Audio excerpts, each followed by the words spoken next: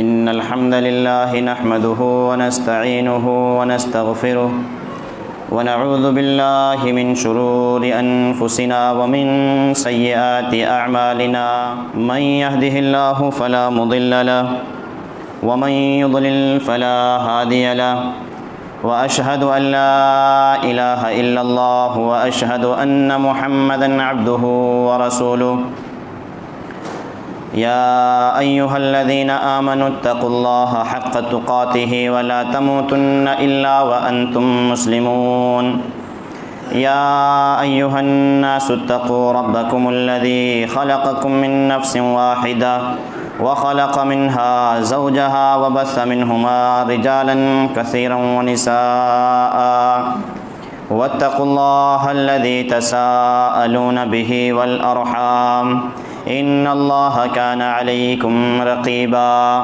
يا أيها الذين آمنوا اتقوا الله وقولوا قولا سديدا يصلح لكم أعمالكم ويغفر لكم ذنوبكم ومن يطع الله ورسوله فقد فاز فوزا عظيما أما بعد فإن خير الحديث كتاب الله وخير الهدي هدي محمد صلى الله عليه وسلم وشر الأمور محدثاتها وكل محدثة بدعة وكل بدعة ضلالة وكل ضلالة في النار أعوذ بالله السميع العليم من الشيطان الرجيم من همزه ونفخه ونفسه بسم الله الرحمن الرحيم الله الذي خلقكم من ضعف ثم جعل من بعد ضعف قوة ثم جعل من بعد قوة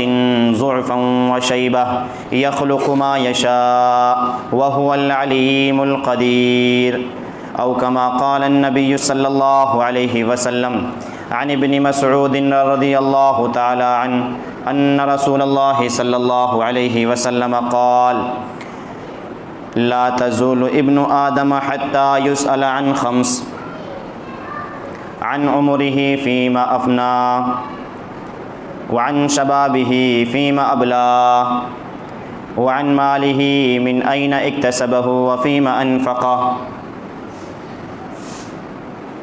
وفيما عمله وما علم.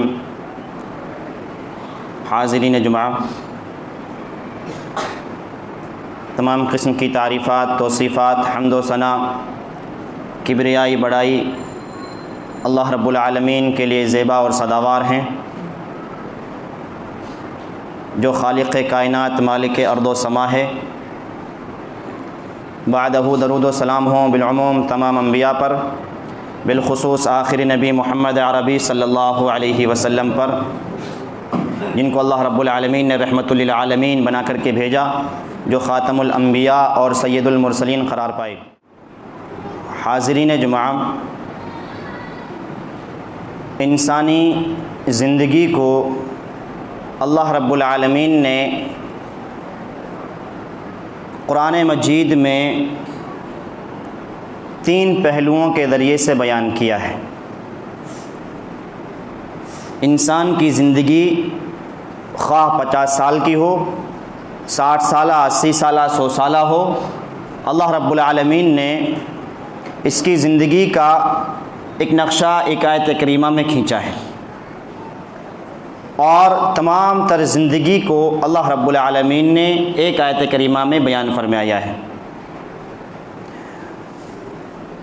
اگر ہم سورہ روم پڑھیں،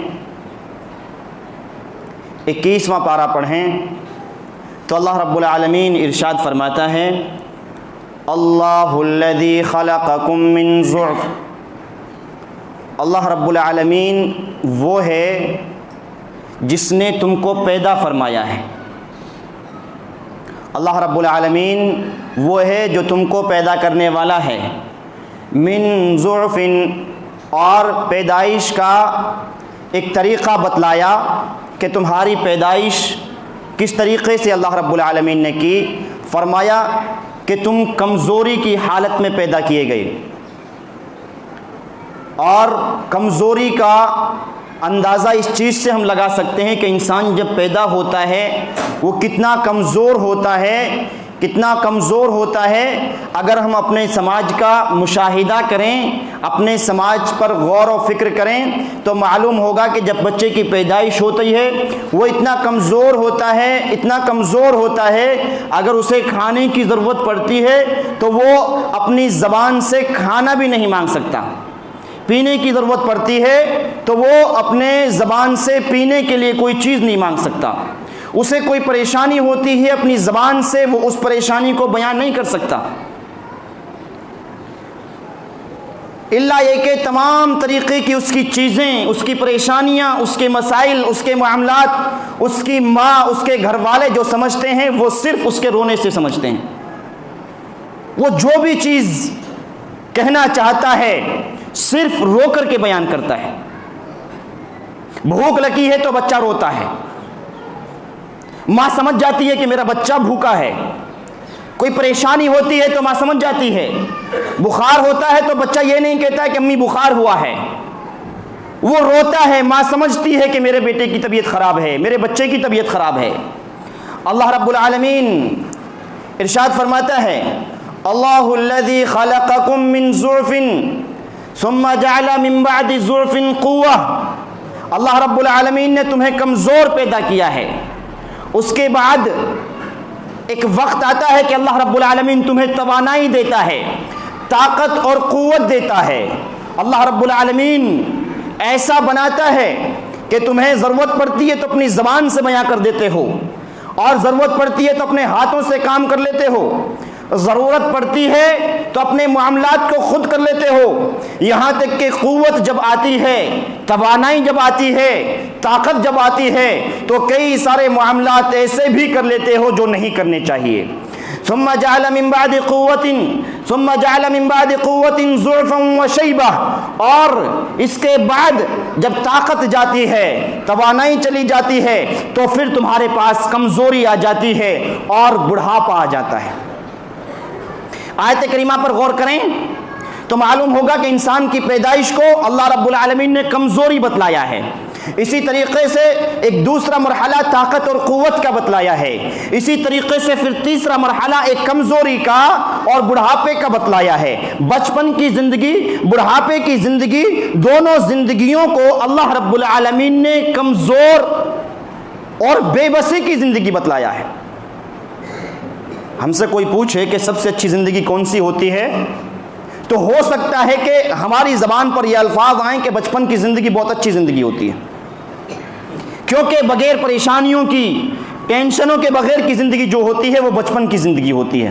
لیکن یہ جواب غالباً غلط ہوگا، کیونکہ بچپن کی زندگی وہ زندگی ہوتی ہے اگر بچہ لیٹرنگ اور پاخانہ کر دے تو وہ اس میں کھیل بھی لیتا ہے، اسے یہ احساس نہیں ہوتا کہ میں کتنی بڑی گندگی میں کھیل رہا ہوں، اور اسی طریقے سے کوئی گندی چیز اس کے سامنے رکھی جائے اس کو منہ میں لے لیتا ہے، اسے احساس نہیں ہوتا۔ اسی طریقے سے بڑھاپے کی زندگی ہے تو بڑھاپے کی زندگی بہت زیادہ بیماریوں سے گھری ہوئی زندگی ہوتی ہے، اور ایک طریقے سے واپس اگر بڑھاپے کی زندگی مزید آگے کی طرف بڑھتی ہے تو بچپنے کی طرف چلی جاتی ہے۔ بچپنے کی طرف مطلب بچہ نہیں ہو جاتا ہے انسان، اس کی عقل، اس کا شعور، اس کے سوچ و وچار واپس وہی ایک ایسے ہو جاتے ہیں کہ اس کے سوچ و وچار کی طاقت اور قوت اس کے پاس نہیں ہوتی ہے۔ یہ دونوں زندگیوں کو اللہ رب العالمین نے کمزوری کی زندگی بتلایا ہے۔ اس کے بعد ایک زندگی بچتی ہے جسے جوانی کی زندگی کہتے ہیں۔ اللہ تعالیٰ اس جوانی کی زندگی کے بارے میں کہتا ہے قوہ، یہ قوت والی زندگی ہے، توانائی والی زندگی ہے، یہ وہ زندگی ہے جس زندگی میں انسان دنیا کو اپنے طریقے سے چلانے کی کوشش کرتا ہے۔ یہ وہ زندگی ہے جب یہ زندگی کسی کو ملتی ہے تو انسان کے گھنٹوں نکل جاتے ہیں ایک شیشے کے سامنے کھڑے ہوئے اور وہ اپنے بال سنوارنے میں، اپنا منہ دیکھنے میں، اپنی باڈی کو دیکھنے میں گھنٹوں بتا دیتا ہے۔ جب یہ جوانی ملتی ہے تو انسان ہر کسی کو گانٹ کر کے نہیں چلتا ہے، لیکن غور کریں دونوں زندگیوں کو جب کمزوری کی زندگی کہا، ایک زندگی کو طاقت والی زندگی کہا، تو کیا اس کی کوئی حیثیت ہے؟ اس کا کوئی مقام ہے؟ اس کا کوئی مرتبہ ہے؟ اگر ہم غور کریں تو معلوم ہوگا کہ اگر ہمیں قوت ملی ہے، توانائی ملی ہے، تو یقیناً اللہ رب العالمین نے یوں ہی ہم کو نہیں دی ہے۔ امام ترمذی رحمۃ اللہ علیہ کو پڑھیے، امام ترمذی رحمۃ اللہ علیہ سنن ترمذی میں ایک حدیث نقل کرتے ہیں، اور راوی حدیث عبداللہ بن مسعود رضی اللہ تعالی عنہ، وہ کہتے ہیں کہ نبی کریم صلی اللہ علیہ وسلم نے ارشاد فرمایا، لا تزول قدم ابن آدم یوم القیامت عند ربی، بروز قیامت انسان اللہ رب العالمین کے سامنے جب کھڑا ہوگا، حساب و کتاب کا معاملہ ہوگا، تو انسان اپنے پیر ہلا نہیں سکے گا، حتی یسأل عن خمس، یہاں تک کہ وہ 5 چیزوں کا جواب دے دے، 5 چیزوں کے بارے میں وہ بتلا دے۔ انسان کو اللہ رب العالمین کی طرف سے طرح طرح کی نعمتیں ملتی ہیں، کوئی چھوٹی نعمت ہے، کوئی بڑی نعمت ہے، کوئی اچھی نعمت ہے، کوئی اس سے اچھی نعمت ہے، کوئی بہت اچھی نعمت ہے، اور جب یہ نعمتیں ملتی ہیں تو انسان اسی طریقے سے ان نعمتوں سے فائدہ اٹھاتا ہے، اور جب بڑی نعمتیں اور چھوٹی نعمتیں انسان کو ملتی ہیں تو یہ نعمتیں یوں ہی نہیں ملتی، ان کا اللہ رب العالمین بروز قیامت حساب و کتاب لیتا ہے، اور حساب و کتاب لے گا، لینے کے بعد یہ غور کرنے کی بات ہوگی، جتنی بڑی عظیم نعمت اللہ رب العالمین دے گا اس کا حساب و کتاب اتنا ہی زیادہ سخت ہوگا۔ کہا 5 چیزوں کے بارے میں جب تک انسان جواب نہیں دے گا تب تک اللہ رب العالمین کے سامنے بندہ پیر نہیں ہلا سکے گا۔ ہلانے کا مطلب جانتے ہیں؟ یہ نہیں کہا کہ بندہ ٹہل اور ہٹ نہیں سکے گا، ادھر ادھر چل نہیں سکے گا، یہاں تک کہ ایک قدم کو دوسری جگہ رکھنا، اس کو ٹہل جانا کہتے ہیں، اپنی جگہ سے ٹہل گیا، یہ بڑی بات ہے، ہلا نہیں پائے گا۔ ہلانے کا مطلب آپ نے اگر لمبا قیام کہیں کیا ہو، لمبی نمازیں پڑھی ہوں، یا کہیں جگہ کے کھڑے رہے ہوں مجبوری اور حالات میں، اسی طریقے سے قیام اللیل رمضان کے مہینے میں تراویح اگر آپ نے پڑھی ہو، ایک انسان نیت باندھ کے کھڑا ہے اور جب لمبی رکعت ہو رہی ہے تو وہ ایسا کرتا ہے کہ ایک پیر کو سکون دیتا ہے، دوسرے پیر پر وزن ڈالتا ہے، جب اس پر وزن زیادہ ہوتا ہے یا تھک جاتا ہے تب دوسرے پیر پر وزن ڈالتا ہے اور اس کو راحت دیتا ہے، مطلب یہ ہل جانا ہوتا ہے۔ یہ بھی انسان نہیں کر پائے گا اللہ کے سامنے۔ اللہ کے سامنے تو بہت بڑی بات ہے، انسان ابھی کسی چھوٹے سے امیر زادے کے سامنے کھڑا ہو جائے یا کسی آفیسر کے سامنے کھڑا ہو جائے، اس کے سامنے اس کا ایسا نظریہ ہوتا ہے کہ اگر میری آنکھیں اوپر ہوئی تو یہ ناراض ہو جائے گا، اگر میں نے ادھر ادھر دیکھا تو ناراضگی اس کی بڑھ جائے گی۔ ایسا ہوتا ہے کہ نہیں ہوتا ہے؟ ہوتا ہے۔ کہا ہل نہیں پائے گا جب تک کہ 5 چیزوں کا جواب نہ دے دے۔ 5 چیزیں کیا ہیں؟ عن عمرہ فیما ابنا، عن عمرہ فیما افنا، تمہیں عمر دی گئی تھی، اپنی عمر کو تم نے کہاں ضائع کیا، کہاں بتایا، کس طریقے سے بتایا؟ اور جب یہ سوال ہوگا تو یہ سوال، اس کا مطلب یہ ہرگز نہیں ہوگا کہ تمہاری 1 سال تھی اور 1 سال میں تم نے کتنے کام کر لیے، یا تم 50 سال جیے تو 50 سال میں کتنے کام کر لیے۔ اس سوال کا مطلب ہوگا ایک ایک لمحے کے بارے میں جواب دیا جائے گا، ایک ایک سیکنڈ کے بارے میں جواب دیا جائے گا، ایک ایک منٹ کے بارے میں پوچھ تاچھ ہوگی، اور اللہ رب العالمین پوچھے گا اگر 60 سالہ زندگی ملی تھی تو اس 60 سالہ زندگی میں تم نے کرا کیا ہے؟ پوری زندگی، بچپن کی زندگی ہو، جوانی کی زندگی ہو، بڑھاپے کی زندگی ہو، زندگی 35 سال کی ہو، 40 کی ہو، 50 کی ہو، 60 کی ہو، 80 کی ہو، یہاں تک کہ تم نے 100 سال جیے، تم نے اپنی زندگی کو کہاں گزارا، کس طریقے سے گزارا، کیا کیا عمل کیے، عمل اچھے تھے یا برے تھے، صحیح تھے یا غلط تھے، فلاں جگہ بیٹھے تھے تو کیا باتیں کی تھیں۔ پوری زندگی کے بارے میں سوال ہوگا، یہ مرد سے بھی ہوگا، عورت سے بھی ہوگا، بچے سے بھی ہوگا، جوان سے بھی ہوگا، ایک عالم سے بھی ہوگا، جاہل سے بھی ہوگا، اور بڑے بڑے پرہیزگاروں سے یہ سوال ہونے والا ہے۔ اور اس کے بعد فرمایا عن شبابہ فیما ابلاہ، اپنی جوانی کو تم نے کہاں ختم کیا۔ آپ اگر حدیث مبارکہ پر غور کریں، یہ حدیث الگ الگ نہیں ہے، ایک ہی حدیث میں ایک ہی جگہ نبی کریم صلی اللہ علیہ وسلم نے دونوں باتوں کو اکٹھا کیا۔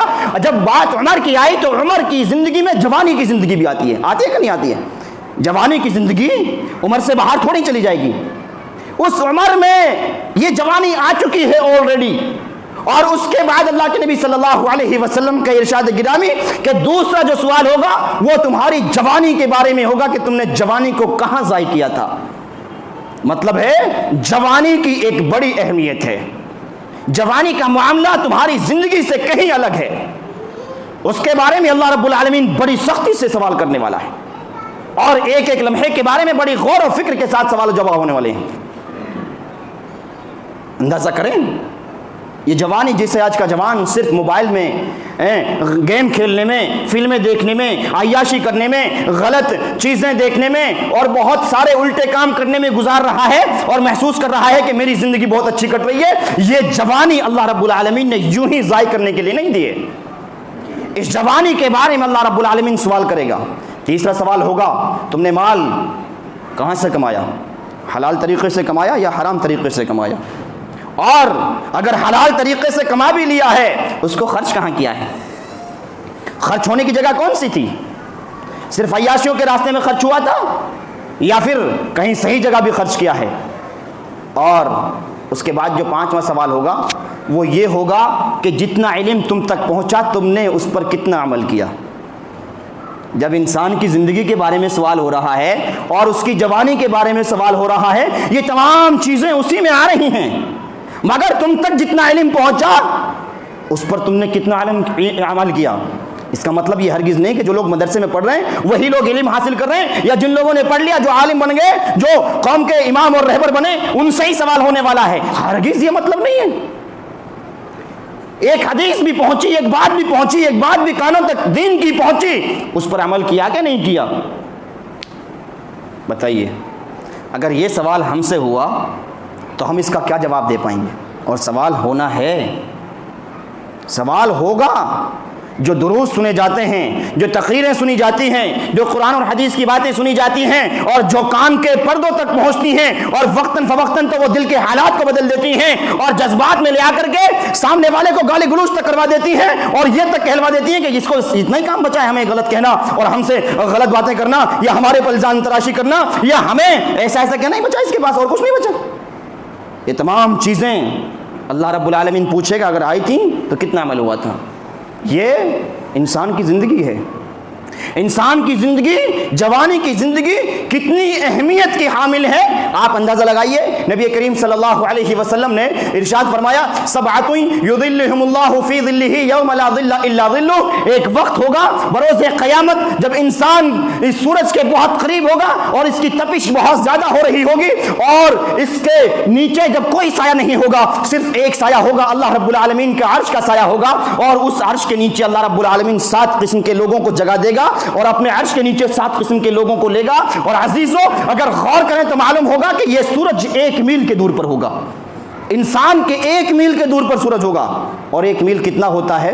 ہمارے یہاں 3 کلومیٹر سے کہا جائے، 1 کلومیٹر سے کہا جائے، محدثین کی اصطلاح میں ایک معنی یہ بھی لیا جاتا ہے کہ جو سلائی جس سے آنکھوں میں سرما ڈالا جا رہا ہے، بات کو غور سے سنیے گا، جو سلائی جس سے آنکھوں میں سرما ڈالا جا رہا ہے اس کو بھی میل کہا جاتا ہے، اس کو بھی میل کہا جاتا ہے۔ اور اگر میل سے مراد وہ سلائی ہوئی جس سے سرما ڈالا جا رہا ہے تو بتائیے کہ یہ بال تو سورج کے لگ رہے ہوں گے، لگ رہے ہوں گے نہیں لگ رہے ہوں گے؟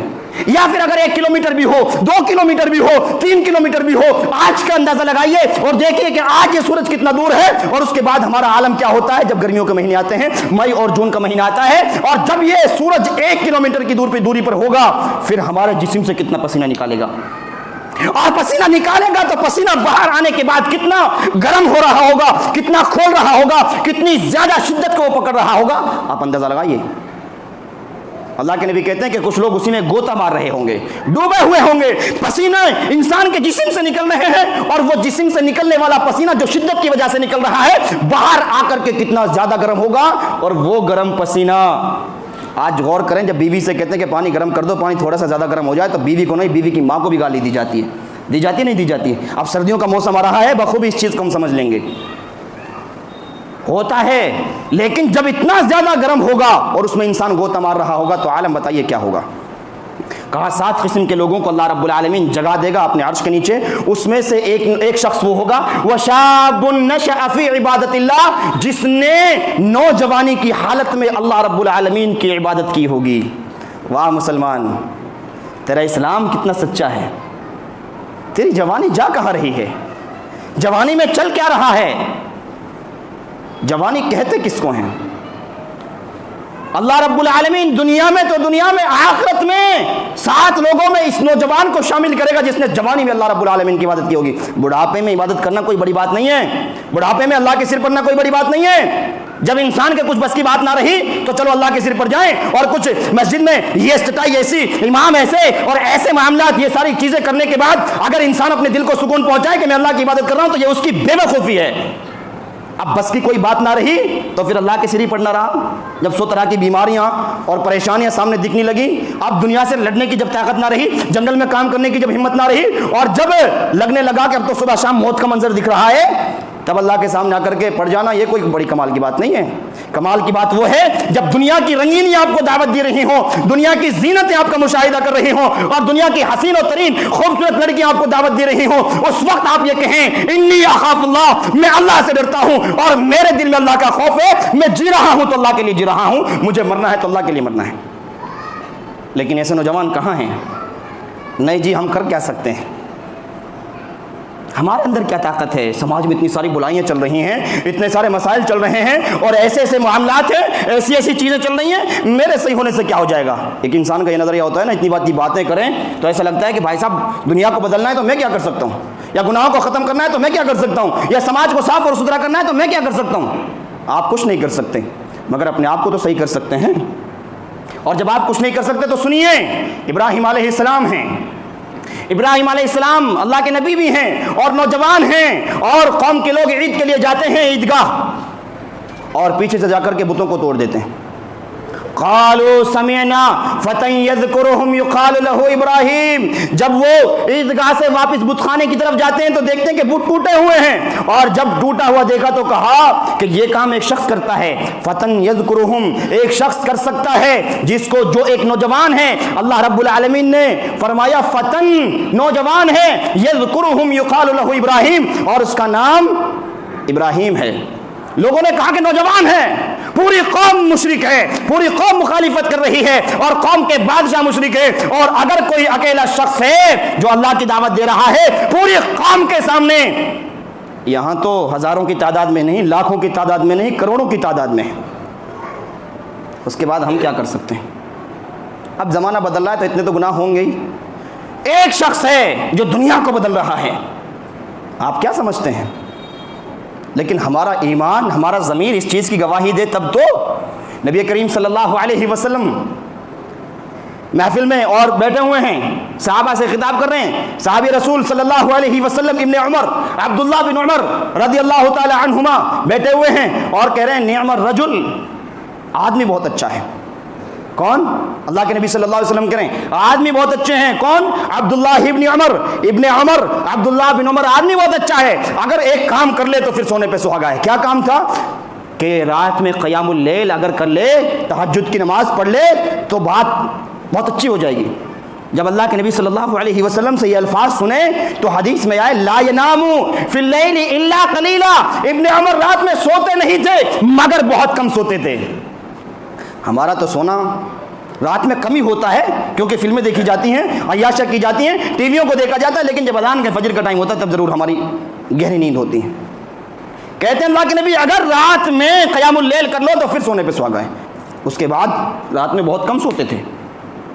یہاں تو معاملہ بالکل الٹا ہے، لے کے اوپر سے نیچے تک تمام قوم سو رہی ہے، اور پوری قوم سو رہی ہے۔ مسجدوں کے ذمہ دار، کمیٹیوں کے ذمہ دار جو صرف مسجد میں آتے ہیں جمعہ وہ بھی فتویٰ جاری کرنے کے لیے اور بتانے کے لیے کہ یہ کام ہونا ہے یا اس سے بچنا ہے یا یہ فرمان جاری ہونا ہے، اور اسی طریقے سے جو قوم کے بڑے بڑے لیڈر ہیں آ رہے ہیں تو صرف جمعہ پڑھنے کے لیے، یہ بتلانے کے لیے کہ کہیں ہمارا نام مسلمانوں کی لسٹ سے نہ کاٹ دیا جائے، ہم بھی مسلمان ہیں، دیکھ لو نماز جمعہ پڑھ کے آئے ہیں۔ اسی لیے تو یہاں اللہ کے نبی کہتے ہیں اگر کر لو تو اچھا ہے۔ فرض نہیں کیا تھا اللہ کے نبی نے، یہ نہیں کہا تھا کہ تمہارے پر فرض کر دی گئی ہے، کہا کر لو تو اچھی بات ہے۔ اس کے بعد کیا ہوا تھا؟ سوتے نہیں تھے، کم سوتے تھے رات میں۔ اگر یہ بات ہم کہیں کہ تہجد نماز کل سے پڑھیے نماز میں آ کر کے، تو مولانا صاحب اپنا بستر آپ باندھ لیجئے، بہت ہو گیا آپ کا بکنا اور سننا، یہاں پہ ہوگا نہیں ہوگا۔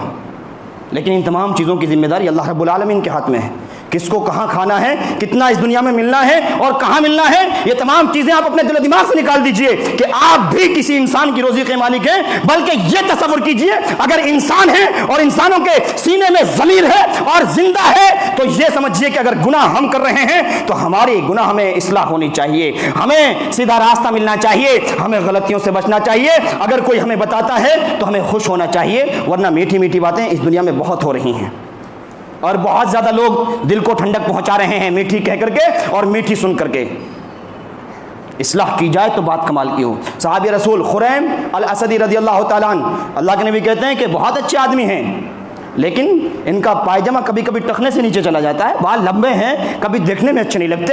تو خریم الاسدی رضی اللہ تعالیٰ عنہ یہ نہیں دیکھتے کہ کل کرنا ہے، پرسوں کرنا ہے، یا نماز پڑھے تو مولانا آپ کہتے رہیے ہمارا پائجامہ نیچے ہی رہے گا۔ خریم الاسدی جاتے ہیں اپنے گھر اور جانے کے بعد کینچی اٹھاتے ہیں، اپنے بالوں کو اپنے ہاتھ سے کاٹتے ہیں اور اپنے ازار کو اپنے ہاتھ سے اپنی کینچی سے اسی وقت کاٹتے ہیں۔ یہاں کا تو سچا نمازی، سچا حاجی اور سچا قوم کا لیڈر، اس کے پائجامہ کبھی دیکھیے اور پھر نہیں، ہمت نہیں ہے۔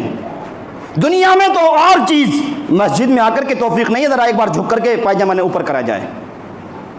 آپ نوجوان ہیں اور نوجوانی کی زندگی کیا ہوتی ہے، آپ قرآن مجید پڑھیے اور قرآن مجید میں اصحاب کہف کا واقعہ پڑھیے۔ سورۃ الکہف ایک سورت کا نام ہے۔ کون سی سورت ہے؟ جس کی فضیلت جمعے کے دن پڑھنے کی آئی ہے۔ جو شخص جمعے کے دن سورہ کہف پڑھے گا آئندہ جمعے تک وہ اللہ تعالیٰ کی طرف سے ایک نور میں رہے گا۔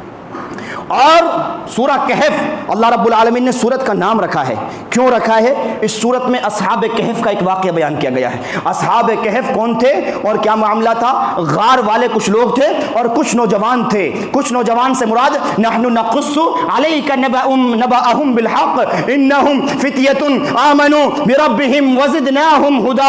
اللہ تعالیٰ نبی کریم صلی اللہ علیہ وسلم سے کہتے ہیں کہ ہم آپ کے اوپر ایک واقعہ بیان کر رہے ہیں، آپ کے سامنے ایک واقعہ بیان کر رہے ہیں جو پہلی قوم کا ہے مگر بالحق سچا واقعہ ہے۔ انہم فتیۃ آمنوا بربہم وزدناہم ہدی، وہ کچھ نوجوان تھے، اور عربی جاننے والے لوگ جانتے ہیں لفظ فتیہ نوجوان کے لیے آتا ہے اور نوجوانوں میں جن کی تعداد 10 سے کم ہو ان کے لیے آتا ہے۔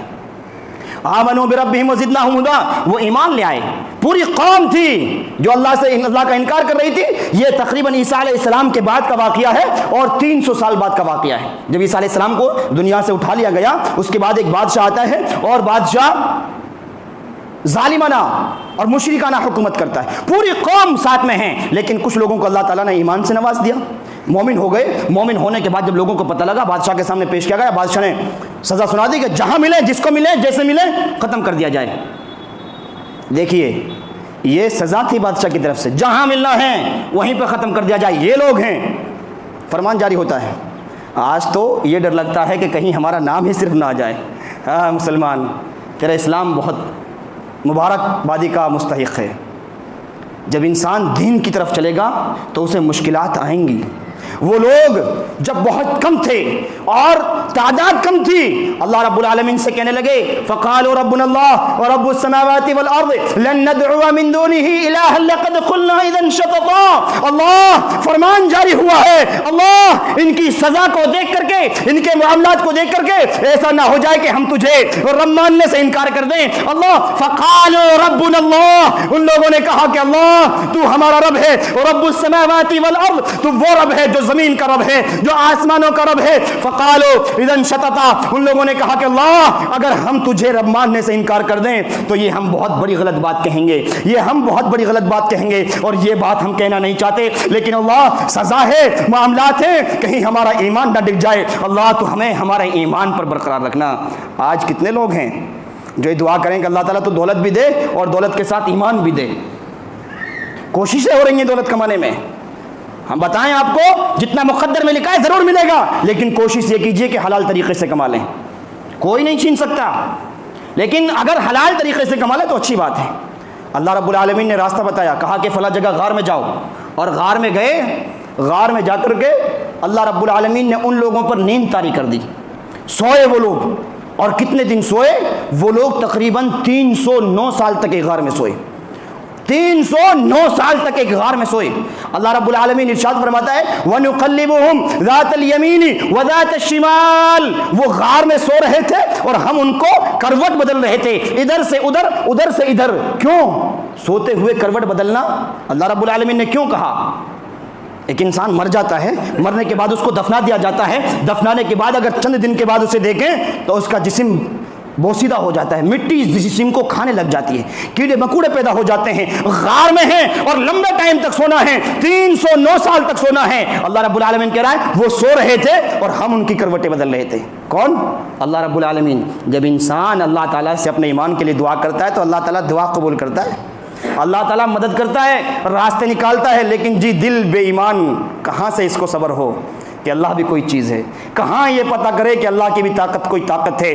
अल्लाह रब्बुल आलमीन नुक़ल्लिबुहुम, हम उनकी करवट बदल रहे थे। और कैसी करवट बदल रहे थे? कभी इधर कभी इधर। यानी कि अगर तुम जमीन पे सो रहे हो, इस जमीन को इतनी ताकत ना मिल पाए, इतनी हिम्मत ना मिल पाए कि तुम्हारे जिस्म को तकलीफ पहुंचा सके। 309 साल तक सोए। जब एक जमाना बदल गया, दूसरा बादशाह आया तो देखा कि तौहीद का मामला है, कोई दिक्कत की बात नहीं, कोई परेशानी की बात नहीं। अजीज़ों में बताना यह चाह रहा था, पूरे खुतबे में समझाना यह चाह रहा था, अगर हम इस जवानी की कदर करें तो जवानी बड़ी मीठी चीज़ है, बड़ी शीरी चीज़ है, बड़ी अच्छी चीज़ है, बड़ी अजीम नियमत है। और आज अगर हम अपनी जवानी पर गौर डालें तो आज का नौजवान ईट खाओ और पियो और बी हैप्पी, खुश रहो आराम से, खाना पीना है, मज़ा करना है, इसके अलावा कोई चीज़ इसे ऐसा लगता है कि इसे मरना ही नहीं है। ऐसा ना करें, खुदा के वास्ते अपनी जवानी की कदर करें और इस जवानी में अपने रब को पहचानें और इस जवानी में अल्लाह रब्बुल आलमीन की इबादत करें, इस जवानी में अल्लाह रब्बुल आलमीन को राज़ी करें, इस जवानी में अल्लाह रब्बुल आलमीन के सामने गिड़गिड़ाएं, इस जवानी में अल्लाह ताला के सामने रोएं, इस जवानी में आकर के रब को राज़ी करें और उस रब से कहें कि अल्लाह मेरी जवानी है, जवानी पाक साफ रहे, जवानी में कोई धब्बा ना लगे। आजकल के नौजवान अपनी जवानी पर गौर करके जवानी गुजर कहा रही है। वो जवान नौजवान मर्द हो, औरत हो, लड़का हो, लड़की हो, और गौर करके क्या तेरी जवानी अल्लाह को राजी करने में गुजर रही है या सिर्फ अय्याशी करने में गुजर रही है? अल्लाह को राजी करने का कोई मामला है भी या सिर्फ नाफरमानियां जिंदगी में हो रही हैं? और एक बात ये समझ लीजिए, अगर जवानी में हम अल्लाह की नाफरमानी करते हैं तो मामला बड़ा पेचीदा होता है।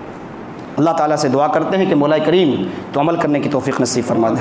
अल्लाह तो हमारी जवानियों को पाक दामन जवानी बना दे, अल्लाह साफ़ सुथरी जवानी बना दे। मौला करीम तो हमारे नौजवानों को अक्ल सलीम नसीब फरमा दे। अल्लाह जिन नौजवानों की ज़िंदगी चौराहों पर बैठ करके अय्याशियों में मक्कारियों में गुजर रही है, इलाही तो उनको सीधा रास्ता नसीब फरमा दे।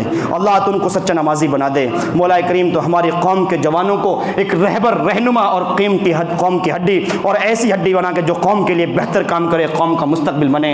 अल्लाह तो जब तक इस दुनिया में जिंदा रख, दीन और ईमान की हालत में जिंदा रखियो। अल्लाह जब कभी मौत आए तो कलमा तय्यबा हमारी ज़बान पर हो। अल्लाह मरने के बाद जब कभी कोई जगह मिले तो जन्नतुल फिरदौस में हमें जगह नसीब फरमाइयो। आमीन। व आखिर दावाना अनिल हम्दुलिल्लाहि रब्बिल आलमीन।